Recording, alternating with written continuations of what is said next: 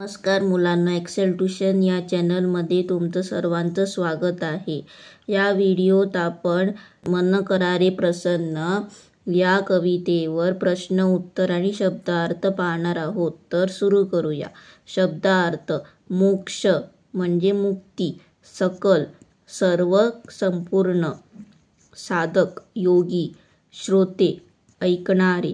मात: मात्र, केवळ. माऊली: आई, जननी किंवा माता. प्रतिमा म्हणजे मूर्ती. दास्य: चाकरी, गुलामगिरी. पंडित: विद्वान. वक्ते: भाषण करणारे, सभेत बोलणारे.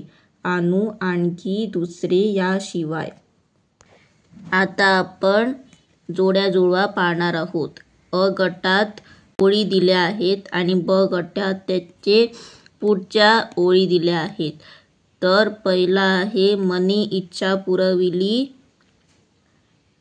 डॅश. तर मनी इच्छा पुरविली याच्या पुढची ओळ आहे मन मावली सकळांची. दुसरा साधक वाचक पंडित, श्रोते वक्ते, ऐका मात. तिसरा नाही नाही आणू दैवत. उत्तर आहे तुका म्हणे दुसरे. खालील प्रश्नांची प्रत्येकी एका वाक्यात उत्तरे लिहा.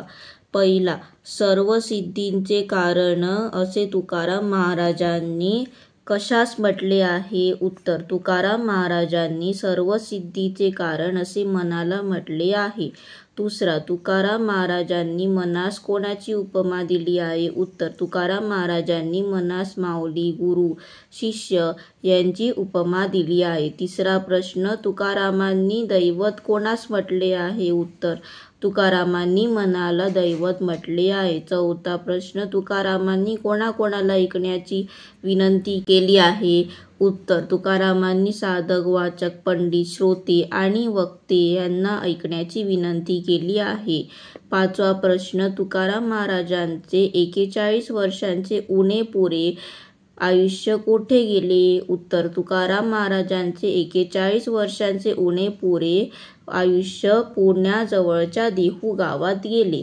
सहावा प्रश्न, तुकाराम महाराज कोणाचे परमभक्त होते? उत्तर: तुकाराम महाराज पंढरपूरच्या विठ्ठलाचे परमभक्त होते. खालील प्रश्नांचे 5 ते 6 वाक्यात उत्तर लिहा. पहिला प्रश्न, या अभंगातून तुकाराम महाराजांनी परमार्थाची शिकवण कशी दिली आहे? उत्तर: माणसाला परमार्थाकडे किंवा प्रपंचाकडे जायला उद्युक्त करते ते त्याचे मन. प्रपंचात राहूनही परमार्थ साधता येतो. आपण आपले मन काबूत ठेवले तर अष्टसिद्धींवरही अधिकार मिळवू शकतो. प्रपंच नीट करूनही शेवटी मानवी जीवनाच्या बंधनातून मुक्ती मिळू शकते.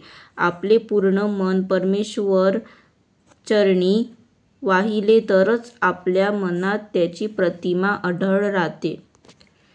त्याची पूजा मन निस्वार्थ भावे करू लागते. परमेश्वर दर्शनासाठी दूर कोठे जाण्याची गरज नाही. मनाचे स्वरूप कसेही असो, ते खऱ्या भक्तासाठी आईच असते.